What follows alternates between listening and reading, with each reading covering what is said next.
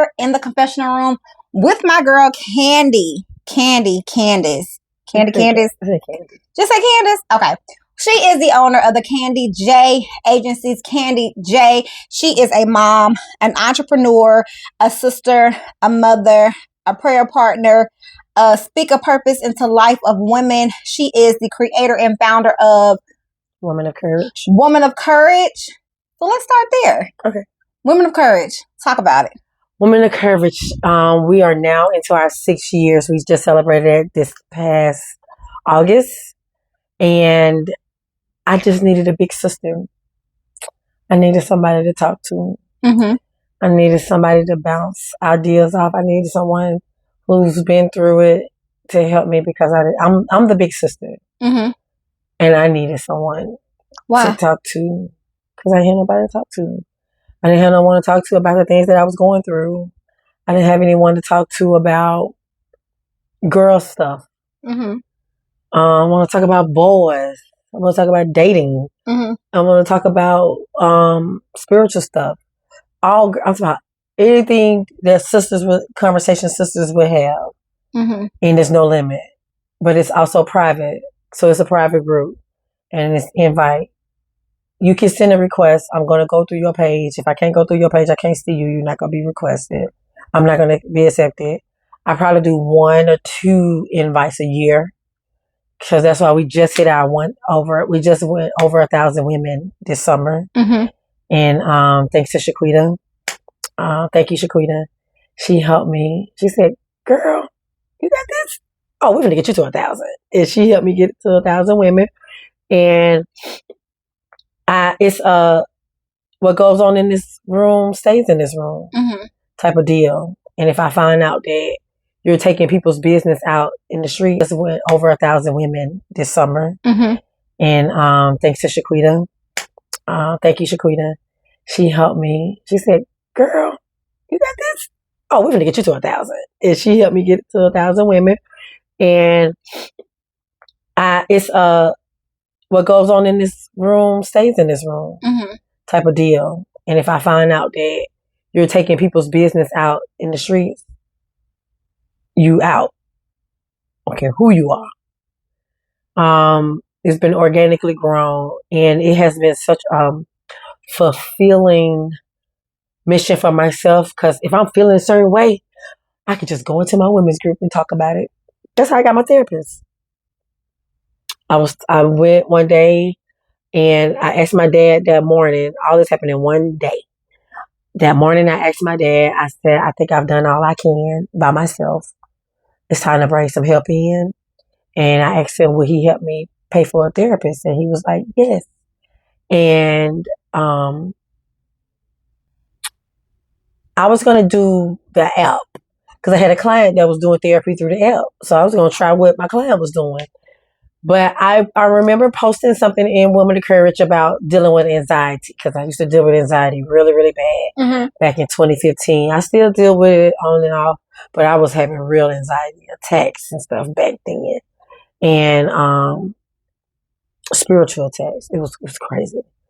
And I posted something about dealing with an anxiety and I went off and went to work and went by my day. I went back into the page and everybody was coming. Me too. I deal with that too. I have this issue with that and blah, blah, blah. Like, this is why I did Woman of Courage. And then my therapist, I don't even remember what she said, but she put hashtag just a therapist's opinion. And when she put that, I said, wait a minute. Should I get a therapist? Because I met her at church. Mm-hmm. When I first started going to the church. Mm-hmm. And I slid in her DM. I said, listen, I just asked my daddy this morning. I'm sorry.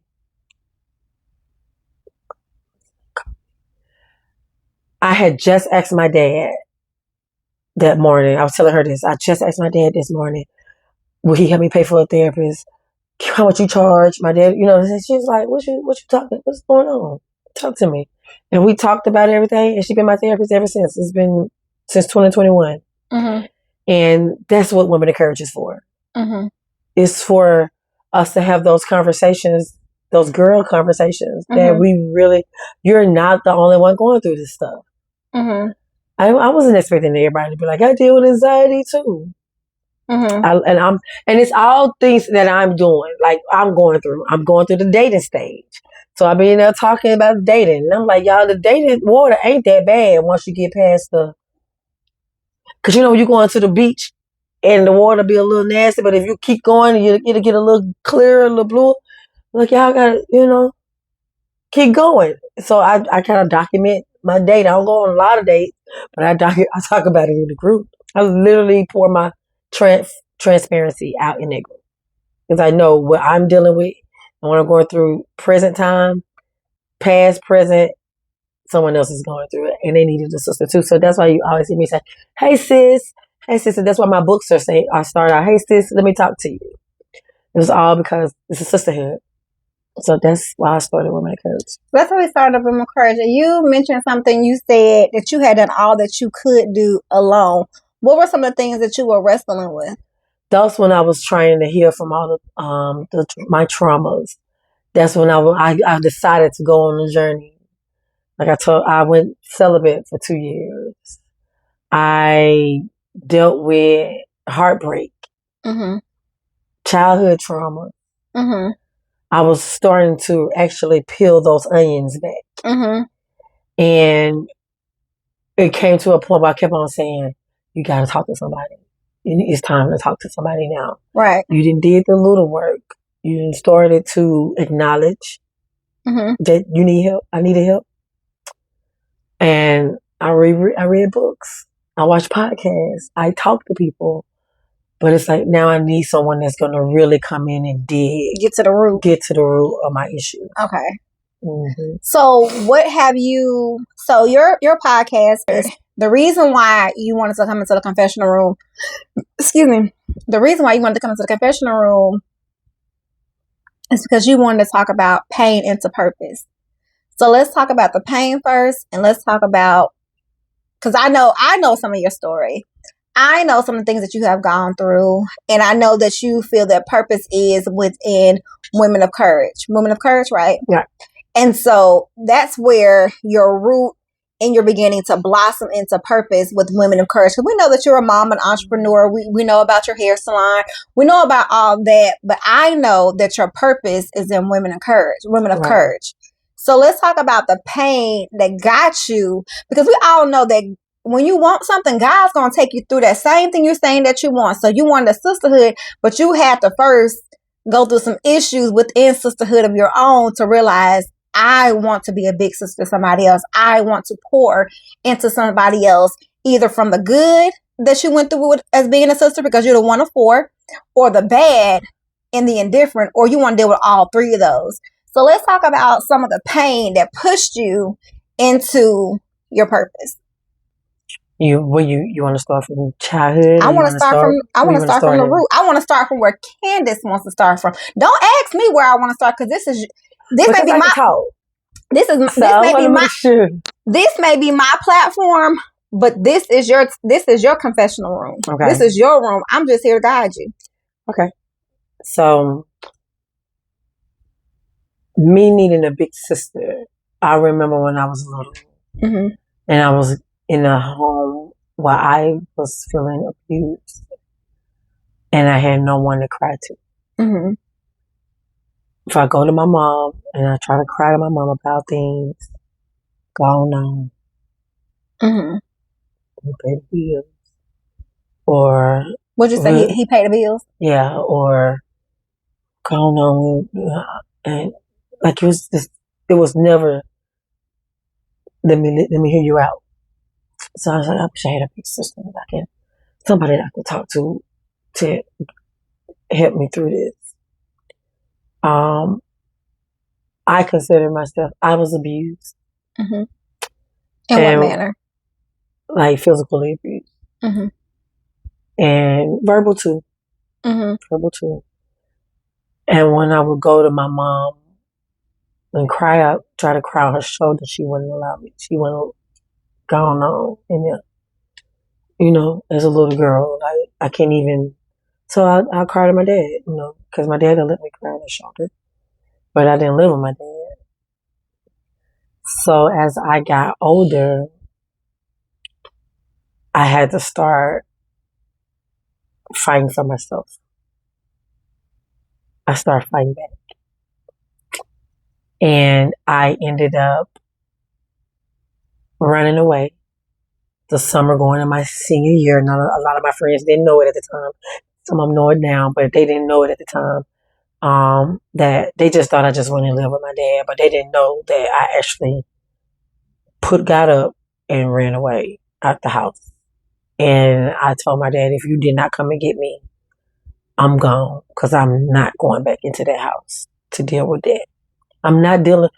My exact thoughts and words were, I'm not dealing with this shit my senior year. Okay? Especially without no protection. Imagine having a mom and never feeling protected. That hurt. Mm-hmm. So I carried that with me. And it didn't even hit me until my stepmom, she called me into the room that night that I got there. To your dad? To my dad's. And my stepmom, she was ill at the time. She was real sick. She was dying. But she had a hospital bed in the bedroom and stuff. But she called me in there and she said, I've never seen a mama choose someone else over their children. And that's when it hit me. Damn, that's what she did. And when I moved in with my dad, my life just changed for the better. I started making the honor roll again. I had realized I had not made the honor roll since. I used to be I'm from Norwood, and we used to be the honor roll in top tiger. If you make the honor roll all the time, you can become the top tiger, and you get these awards, and you get all this, privilege. And I used to be on top tiger all the time. And then when the shift happened, because it happened young, I noticed it in third grade when I got a D. And I'm the type of kid that didn't have to study. I just know the stuff. And I read a lot too. I still read a lot. But my very first report card, my senior year, without studying, without even trying, I made the honor roll again. Oh God, no. Because I got out of a toxic situation. Mm-hmm. And like I said, my life was kind of right. I was a happy girl again. But by this time, I'm broken though. Because I got 2 heartbreaks under my belt, little high school heartbreaks. And I got childhood traumas. I got all the stuff. I got a car my senior year. I ain't have to put no gas in. Dad just paid me, put the gas in it. Not paid. You know what I'm saying? Let you know how old I am. And going out, go shopping with my friends. Just living life. That was the best senior year. That was the best year. And, high school was really fun in school, but this was the first time it was good in school and out. Mm-hmm. Where I didn't dread going home. Mm-hmm. And I went from there. I got a scholarship to go to Alabama A&M. And I went straight from my dad's house to school. So I'm still good. I'm still riding. Mm-hmm. Went through college. Had some good times, ups and downs. But college overall was a 9.5 out of 10. I really had a good college career. And when it got time to graduate, I got to the point I'm tired and I want to go home. Now, I was still living with my dad. When I used to go home on the weekends or whatever, I was still living with my dad. And then by the time I moved, I had my own apartment. But by this time, my dad had moved and we was no longer living in that house. And so I had to go back to my mama's house. Mm.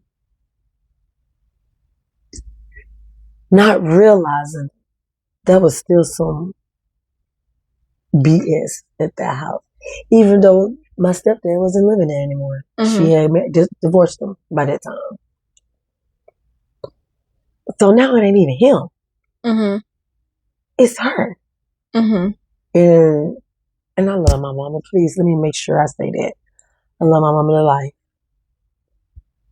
But have you ever just tried to, it's like a little girl wanna hug her mama and her mama like, go on. Mm-hmm. That triggers me today.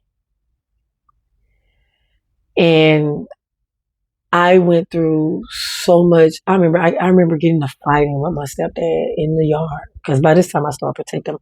I started standing up for myself. That would lead up to the runaway. Mm-hmm. And I remember my mom standing in the doorway. And I'm not just trying to make her out to be a bad person, but this is just my story. I remember at the corner of my eye just seeing her standing in the doorway. Like, why didn't you come out and try to stop it, help, or nothing? So our relationship was crazy. How long did you have to deal with that? With my stepdad? Mm-hmm. From childhood all the way up till I left in 98. He wasn't living with us my 11th grade year, so that was pretty good. The house was pretty good then. But it seems like everybody was mad at me for leaving, even my little sister. But she was really young. She didn't understand why. And my little brother, he recently said something to me. He said, I had to think about it. It's like, obviously something was going on with her that she had to leave. So you were the only one that he was abusing? I noticed, now that I'm talking to each sibling, everybody got a different story of how they was brought up in the same, under one roof. Mm-hmm. But yes, I was the one that I can say I'm the only one that I noticed that with the abuse story. Somebody else might got other stuff, but I'm the one with the abuse story. And they used to make me always think to my mama, like, I wasn't even a bad kid. So why you let that do that? Why you let that happen? And you fought so hard for him more than you fought for me. So I felt unprotected by my mama. And when I moved and graduated from college and I moved back here, I had to go back into her house. It was still there. Mm-hmm. And it had got so bad. That was 2007. It had got so bad where I would fake sleep when she come home from work. Why? People kept on saying it's just two grown women don't need to live in no house or whatever, which I definitely understand it and I'm not denying it. But it's just, I know how to not step on nobody's toes. So I don't know what's going on. That's why I told you when we had our talk, I asked my mom to go to therapy with me so we could pull it out to see. Mm-hmm. And she refused today. This is something that's going on right now. I noticed that I have been struggling and not doing so well. And I got a revelation back around Christmas time to go back to where I came from. My cousin is a prophetess, and I ain't even told her about moving. I've been thinking about moving since last year out of the city. Not just moving out of my mama's house, but leaving Birmingham altogether. And my cousin, we haven't talked about it, and I had called her one morning to tell her to pray for me because it's just been going through so much stuff with my family while I'm in the process of trying to heal myself. Because I'm still in a journey. I'm in therapy still today. God has got me in line of my purpose, and that journey still comes with a lot of ups and downs, hills, breaking, distractions. But now God is trying to tell me, He's trying to show me that your mama is not a distraction anymore. So do you feel like, and let me see if I can sum this and bring this back around for the people. So in your childhood, from childhood up until your 11th grade year, so you're about 16, 17 years old, 15, 16, something like that, you were being physically and verbally abused by your stepdad. Right. So in your senior year, you moved with your dad. Mm-hmm. You ran away, moved with your dad. Mm-hmm. You told him, if you don't come get me, I'm coming to you. I'm leaving. I'm just leaving. You're going to leave altogether. So if he don't come get you, you out of here. Mm-hmm. And so there is where you spoke with your stepmom, and she told you basically that your mom she had never known somebody to choose a man over their own child. Yeah. But we, the listeners, know that happens more than often. And so now you left and you've come back.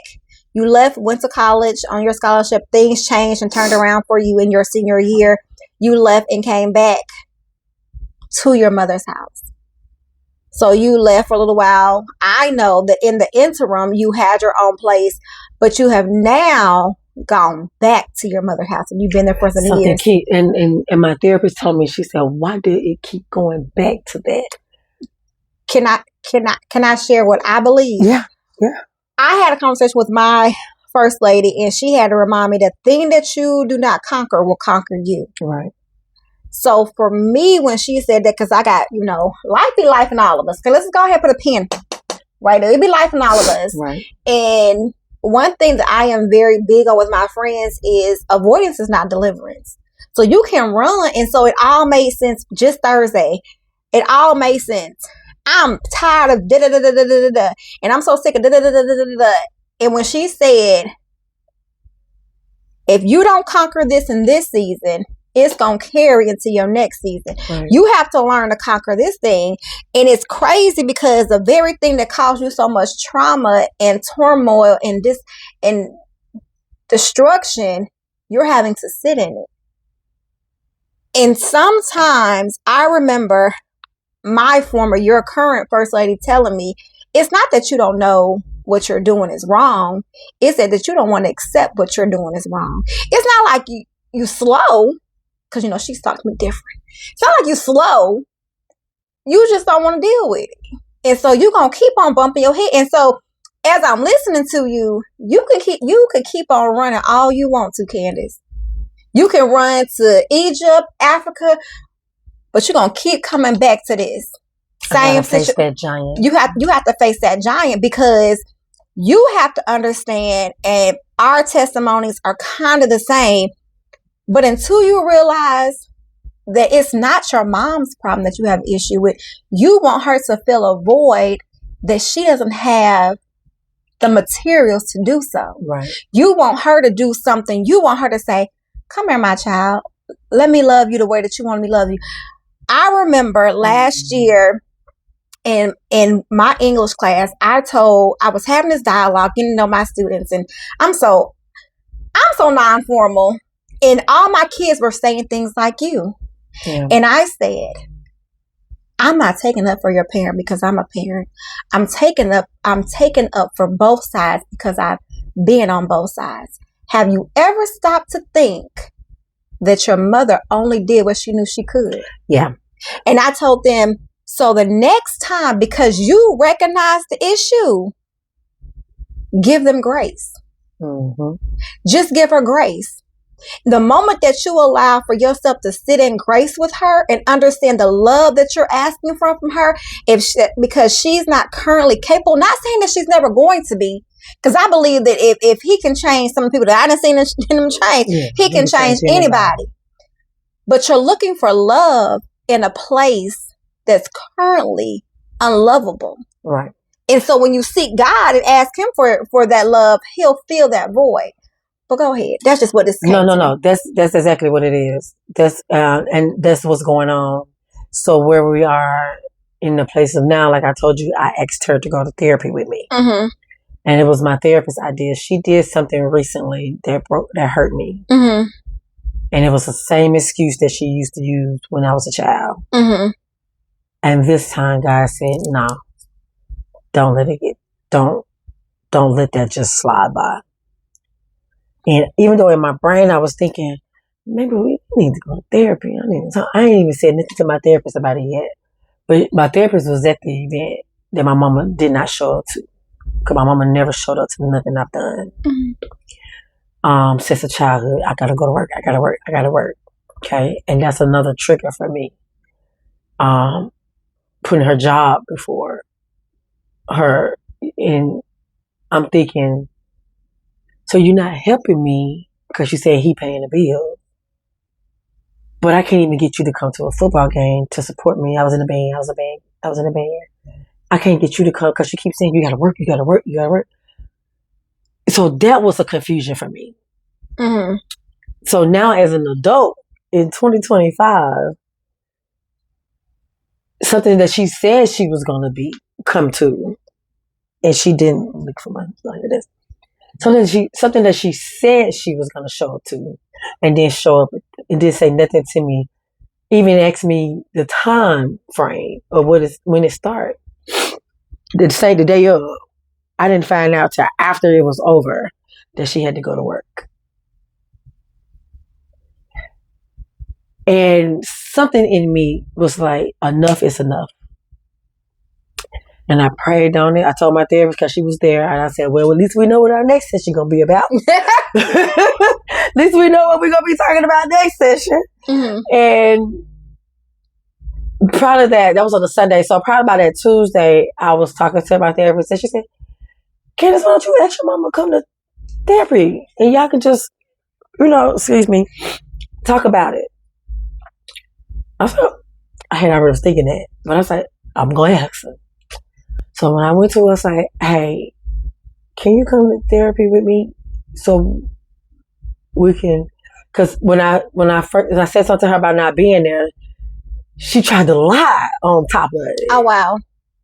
And that was like, the hole is already dug. So don't go in there and keep on trying to dig it out. And then you tell me different lies now because you're trying to get yourself out of it. So that's why I said we need to go to therapy, because we need to fix this. Because now I'm on the verge of, I'm finna walk out this life. I'm finna walk out your life, and you're not finna see me again. Mm-hmm. But before I get to that point, this is my last olive branch. Let's try to fix this. And God said, add this on it, because I promise you, I've been praying, I've been operating God with this, because I'm tired of it. He said, don't do her hair, because I do my mama hair. She get a sew in for me every month. And don't do it unless she goes to therapy with you. And the thing is, was so crazy. When I told her that, the upcoming day that she wanted to get her hair done was the same day as my therapy. It was an easy transition. All my mom had to do was come, and we were just going to be in there like talking. She was going to get her hair done. I said, that was that Monday, that very next day. And she said no. And God said, stand on it. I can't do your hair unless you go to therapy with me. Not trying to do a bargaining tool, not trying to bribe her, not trying to do that, because I didn't understand this. I've never told my mama no about anything. I never told her, nope, I'm not doing that. I've never done that before. And it was really nerve-wracking. And it became a big deal about me not doing her hair, but not a big deal about you're denying the fixing our relationship. Mm-hmm. I said, we're broken, and I want to fix it. And needless to say, I'm still not doing her hair. Mm-hmm. She got somebody else doing her hair. Mm-hmm. And that hurts every time, too. Mm-hmm. Every time I walk in and I see somebody doing your hair, that's you telling me you don't care about fixing our relationship. So what do you do now? Because it's one thing when you have made up your mind that this is not really happening. You try to use an excuse on top of an excuse on top of an excuse, but now you have it directly in your face. So now you set a boundary. Mm-hmm. And you said, because you got to protect yourself. Mm-hmm. Like I said, I got my therapist. I got a close friend of mine. We've been friends since we was kids. She don't even talk to her mama no more. Mm-hmm. But she love her. She'll tell you in a minute. I love my mama. If they call me and they tell me she need me, I'm going. But my mama cannot come because she's done a lot of things to try to hurt her, break up her marriage, her family, a lot of stuff. And I always say in my head, I never want to get to that point. Right. But to protect my peace until she knows that what she's doing and how her mothering, and I let her know, like, listen, I even talked to my mom. We tried to talk. Mm-hmm. Just ourselves. Mm-hmm. It goes around in a circle because she's not acknowledging my hurt. Mm-hmm. And we try to talk with my brother or with a aunt, like a third party. Mm-hmm. And I was like, we need someone that don't have a biased opinion, a professional standpoint, but she refused to do it. So now I say, what now with God? What do I do now? Now you prepare because you tried. God clearly said, you've done all you can. Give her to me. So that's what I'm at now. I've given her to him. Now I'm operating on moving, not just out her house, but just moving on in life. I'm going to talk to her. I know I love my mama. But imagine inviting someone into your home and they come in your home and they tear it up. And then look at you crazy when you start fussing about your house being tore up. I'm at the place where I'm fussing about my house being tore up. Mm-hmm. And I want people to understand and hear her, because some will take this and be like, but she's your mother. You're absolutely right. You can love your mother. You can show up every time she calls for you. But if I'm hearing you correctly, Candace, but you still have to set boundaries for your peace. Is that what you're saying? So I don't want anybody's listening like, oh, she just disowned her mom. That's not what I hear. Mm-hmm. Because in order for you to heal, in order for you, and I use a bullet so often, but when you have been shot at so many times by the same person, and you keep trying to fix it by putting a band-aid over or avoiding conversations, or you keep going to that person and asking, can we please just talk? I need you to hear me. I need you to just acknowledge that there was something wrong here. But then you realize you keep going. You're not going in to get surgery. You're just going in to get bandaged up. The surgery, in my opinion, comes when you decide, okay, enough is enough. And I love you. And I'm going to always be here because I'm going to honor my mother and my father. I'm always going to honor you. Yeah. But in order for me to heal and be a better person, not only for myself, but for the children that God has entrusted me for, I have to keep a boundary. Yeah. Is that what you're saying? Yeah. Okay. And God, like I said, when I did all of that, the last time she had asked me to do her hair, and I was like, I can't do it. I said, are you going to go to therapy with me? She kept on, no, she don't want to go. I said, is you like, you so low down? That was the enemy talking. Because my mama know I'm not low down. Because there's an open womb in her. It's an open door. The enemy is easy to just come in. Mm-hmm. So God started making me look at it like that too. I'm not fighting against my mother's flesh and blood. I'm fighting against a spiritual being. Mm-hmm. So I started looking at it and treating it as such as well. It's just so happened my mom is the willing body that the spirit is using. Mm-hmm. See, I don't think my mama is a bad person. Absolutely. She went through some traumas. She went through some stuff in her life. And as a grown woman, I can feel it. But the thing is with me, and the difference between her and me is, I tell my children, and I tell my son, I'm an open book. Because whatever I need to do to tell you, to save you from whatever this world is, I don't care if it's embarrassing. I don't care if it made me look bad. I don't care if it hurt. I don't care what it is. If I know it's going to fix you and it's going to help you, like I told you before when we talked earlier, I said, why are you asking me all these questions? I said, because it's going to heal me. She didn't care to do that. And I remember having a conversation with someone some time ago. It was with me. It was with my best friend, and she kept saying, you're searching for answers that you're never going to get. But see, God hadn't told me that. Yeah. But I had gotten to a place of there, and I was like, you know what? I can't continue to hold on to the things that they had done to me. Yeah. Because when they did them to me, they thought that they were right. Even if they were right or if they was wrong or they were indifferent, they were solid in what they did at that time. Yeah. Now, thankfully, me and that person have had a conversation, and we sat down and we had a conversation, and they literally opened up and told me why they did what they did. Yeah. But everybody doesn't get that. Yeah. And so what I'm hearing you say, Candace, and correct me again if I'm wrong, whether she acknowledges or not, you're in a place that you want to hear irregardless. Is that what you're saying? Whether she acknowledges anything or not, God has prepared me to move forward. Mm-hmm. Now, how does that look moving forward? Moving away out of her space. Because like I told you I still stay with her. because my therapist and everybody said, you're never going to heal up on what keep breaking you. Mm-hmm. So I have things in order now, and I'm getting ready to move. And I'm excited about it. I'm excited about it. And I got prophesied to that when you move, your whole life is going to flip. This is somebody that I really trust in the prophetic world that has never let me down. And it sounded like when I was a little girl, when I ran away, my whole life flipped. It changed for the better. Mm-hmm. And whether it's Huntsville, whether it's Atlanta, wherever, whether if it's just down the street. Mm-hmm. Because you, especially if you can't heal up on something that's keep breaking you, and they don't even acknowledge the fact that they're breaking you. To them, and it can be your mom, it can be your family member, it can be a job, it can be whatever. If they don't realize it and they don't see that even if you're telling them, hey, I'm hurt, I'm bleeding, I'm cut, and they don't run to recognize it, it's on me to get away from it. Mm-hmm.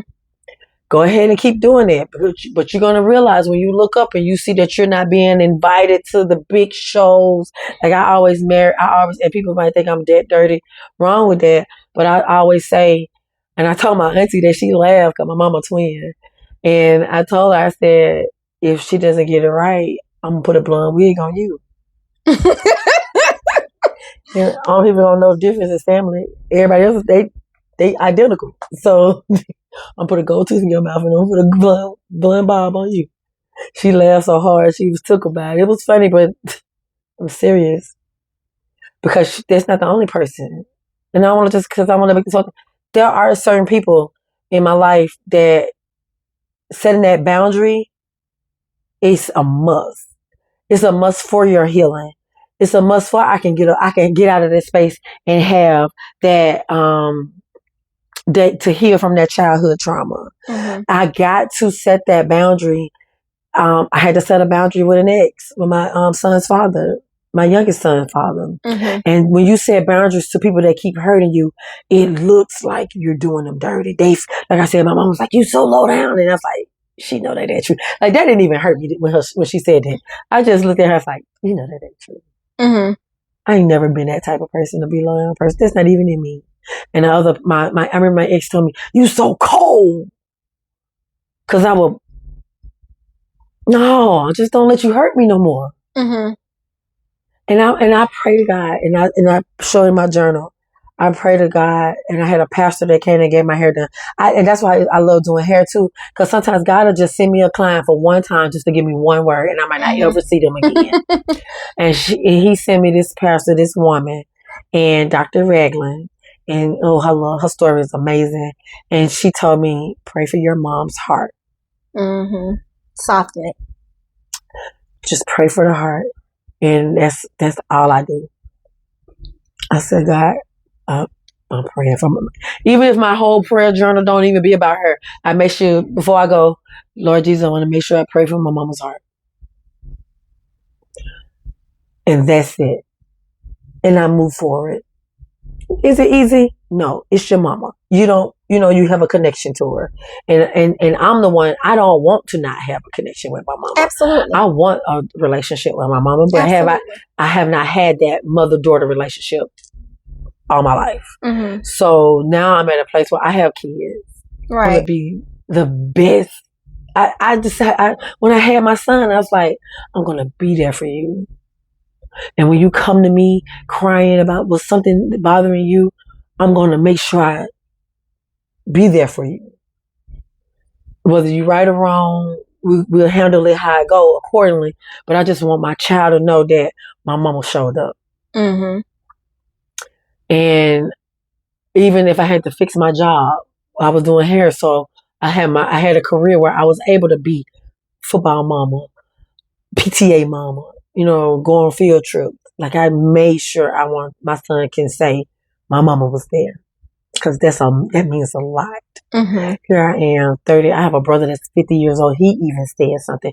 I don't believe in therapy, but then in the same sentence, she wouldn't know. She ain't going to none of my games. I was like, Okay, so maybe I handle it. I'm reacting a little different. It probably didn't bother you like it bothered me. Right. But clearly it bothered him because he's 50 and he brought it up. So but he just don't recognize that. Right. You know what I'm saying? Because a lot of people, when I decided to start healing, it really started at the church. When I first went there, that was my first step. Like I told you, that was 2010. And I told you, I think I did all the work up until then, and I was like, okay, it's time to bring a therapist in. But you know, I met my therapist there in 2010, but she didn't become my therapist until 2021. I didn't even know she was a therapist then. She was in grad school when I met her, so she didn't already practice about 11 years by the time she became my therapist. Right, and she's really been helping me. Like I said, peel back these onions, and I say onions because I be crying and shit. Baby, because it's layers to this thing called life. You got how many layers you got? How old are you? I'm 44. Okay, and so a couple that with another 10 because you done been through some things. Baby, you really like 54. I mean, so it's some layers to this thing. My knee hurt like I'm 54 too. Nah, we ain't claiming that. I can't get what you We can't claim that. Listen, I don't want this to be like a bashing of the thing, but that's just where my hurt started. I had other traumas. I have heartbreaks from guys and men, but I was able to conquer those a little bit faster and take back my life in those areas than dealing with my mom. And I still say it and I put words because I do believe in manifestation. That's what my new book is about. Manifesting the life that you desire and dream of. I started going dancing one summer. I love me a little old school spot. Love me some good old school, and I love me a good trap. But it's got to be old school trap. It can't be YNs in the club. It's got to be people my age. But I love it, and I will go out and I will dance. I still do this today, and this makes me feel so good. I ain't got time to keep worrying about that. I just won Woman of the Year. I did that for me. People don't understand it. Like, I saw it come down my timeline, nominations for Woman of the Year. Ooh, that's me. I nominated myself. I decide when you, like, it's not no fake breaking. When you see me on smiling from ear to ear. When I have total strangers walk up to me and say, girl, you glowing. Because I had realized, girl, I had been living with a dark cloud around me. So now that sun is coming out,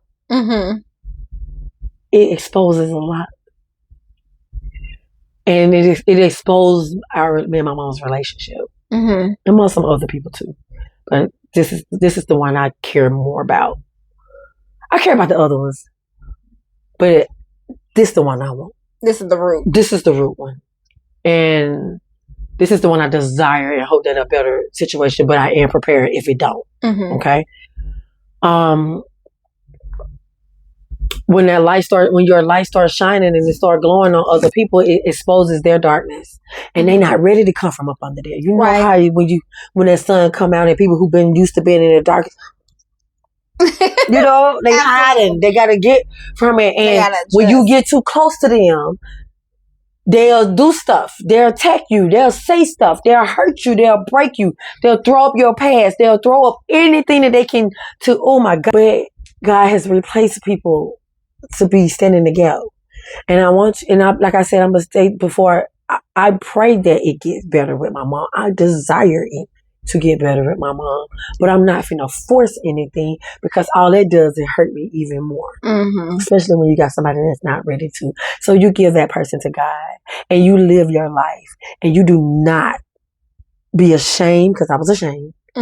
Or I would hold back just to kind of make that other person feel comfortable. But that's not benefiting me.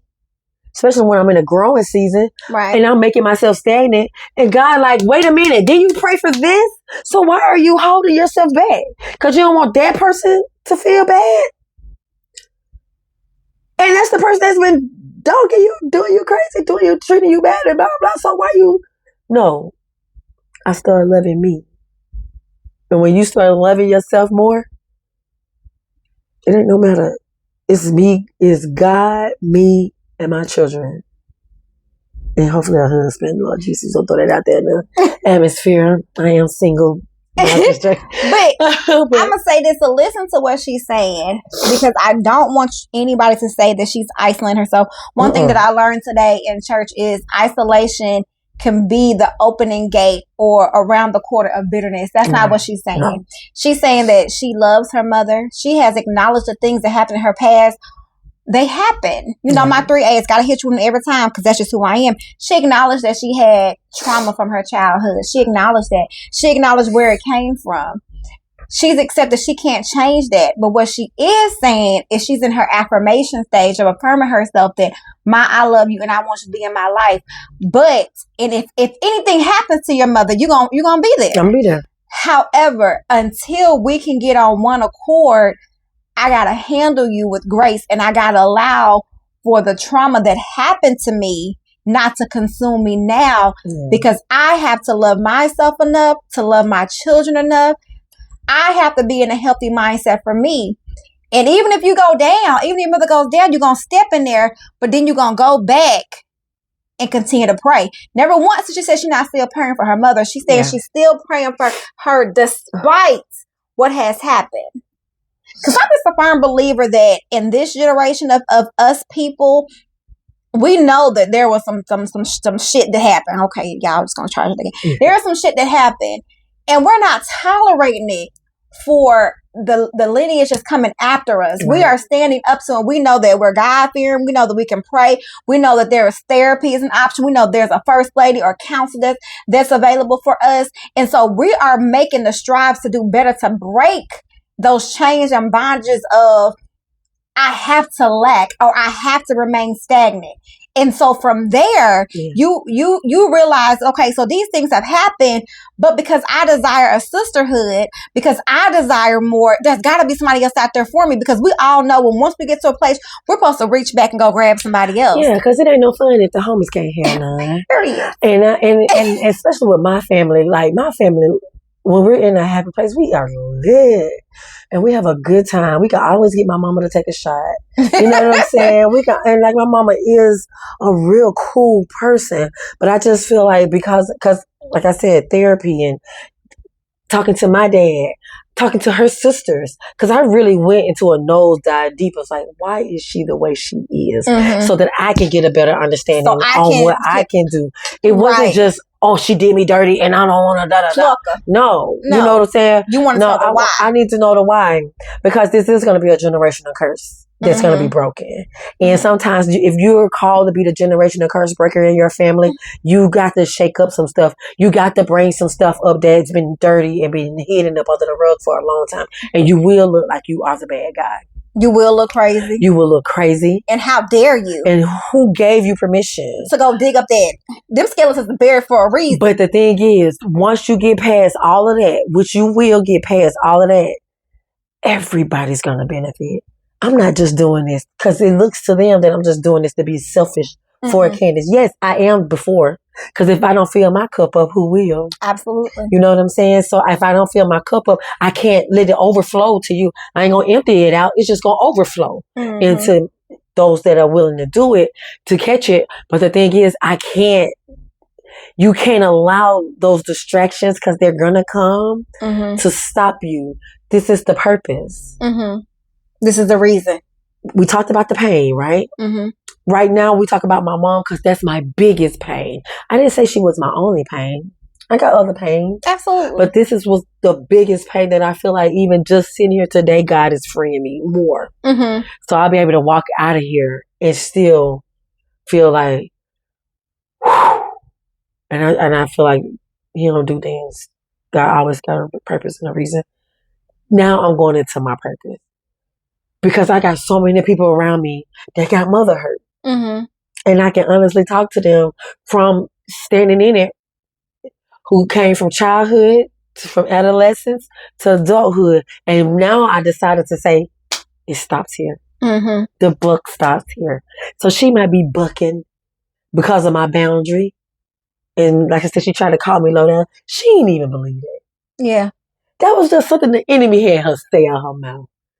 Because I ain't never been like that. That's not even my characteristic to be low down. Because I feel like if you open your hand, you keep your hand open, you can give and receive. Mm-hmm. So I never been that type of person, even as a teenager. Mm-hmm. You know, I count on one hand how many times I got to fight. I fight though, but I'm just saying I won't. I'm not. That's not my thing. I can't count on one hand. I may need your hand and a couple of your toes. Girl, seriously. But it's just, you have to go through those things. It's the hurt. It's the shaking. Mm-hmm. It's the breaking. Mm-hmm. You got to get broken down so that God can build you back up. Mm-hmm. And a lot of that sometimes, like I said, is a lonely place because you're doing it, especially if you're doing it with family, and the family is used to being in the dark. Mm-hmm. And so it can get lonely. And I do thank my family members that are with me that sees it, and they may not be speaking up like I would like for them to, mm-hmm. but they recognize what's going on. Mm-hmm. And I'm grateful and thankful for that. Mm-hmm. And they not trying to sugarcoat, because I feel like they asking, man, I know if you do it, it's gonna fix a lot of stuff. It's gonna open up, because we got all the little mini families under one big family. It's gonna be a ripple effect. Mm-hmm. It's because I'm telling you, when God blessed me with my yacht, and I'm in Greece, and I'm on the yacht diving off the yacht, I want my family with me, and I want everybody to be in a good, peaceful, happy space. Mm-hmm. But I am prepared to not have y'all on there. If push come to shove, she said, me, lady, my husband, and them, we gonna be on the boat. I ain't seen that y'all can't come. I look good on the yacht. I ain't been on one lately. But, I'm your heart. That's gonna be your ticket on the yacht. Let me touch your heart. Mm-hmm. Cause like I said, it ain't no fun if the homies can't hear none. Period. But you gotta let's all be in good, happy, real, true spaces. True. And there's a lot of people, and like the people in my family, like I got a family member that's dealt with death. We dealt with death 2 months apart, and we both went down, mm-hmm. and we both went to the craziness, the drinking and the drugs and whatever. But I decided to get help, mm-hmm. and my other person, she's still in it. Mm-hmm. So we don't even hang like we used to hang. Mm-hmm. That's the sad part, because I had realized I got friends, and I got, but I ain't never really hang with my friends. I hung with her. Mm-hmm. So now I got to start. And all my friends married. Like, they got married. They did this. But you know what? I'll take those blows. I'll take anything if I know for the bigger overall purpose that my family gonna be pulled out because of you. So we are coming to the. Hey, Candace, 07. Girl, I'm proud of you. You have made it this far. You done went from state to state. You done had evictions. You done had heartbreak. And you are still standing. And you still have ways to go. You walk with your head up now. You even laugh loud. Because remember, it's the point, you didn't even laugh loud. And I just want to let you know that it is so much more in store for you. You have overcome some obstacles that you never knew that you would. God has really been on you, and He has really helped bring you out. Don't get discouraged. It's going to get bad. But I'm here to tell you, 2025, Candace, you're going to win. You are going to win. Spoiler alert, you're going to win. Tuning into another episode of The Confessional Room.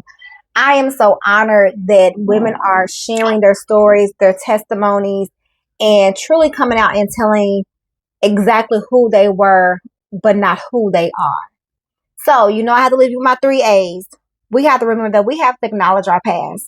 Irregardless of what happened to us, it sucked. It did not feel good, but it happened. You have to accept that you cannot change it. It made and it builded you to the person who you are today. And because of that, you have to reaffirm yourself daily, every moment, every second. Anytime you're feeling down, that you are deserving of a better and brighter future. Irregardless of what was spoken over you, irregardless what was placed over you, irregardless of what you see is not manifesting, but you remember what God promised you, irregardless if it does not look like it today, remember that God is not a man, so he shall not lie. So he has to make true on the promises that he's spoken over you, or he has said to you, or that has been prophesied over you, or whatever the case may be. You are still here because you have purpose. God saw just enough for you to wake up another day because someone did not. And because you still have breath in your body, you still have work to do. You are still loved, and we still care about you, irregardless. Until next Wednesday, none of this may have had nothing to do with you, and that is totally fine. But be sure to share this out to someone, because someone needs to hear Candace's testimony. Someone needs to be reassured. Someone needs to know that they are not alone. And until next time.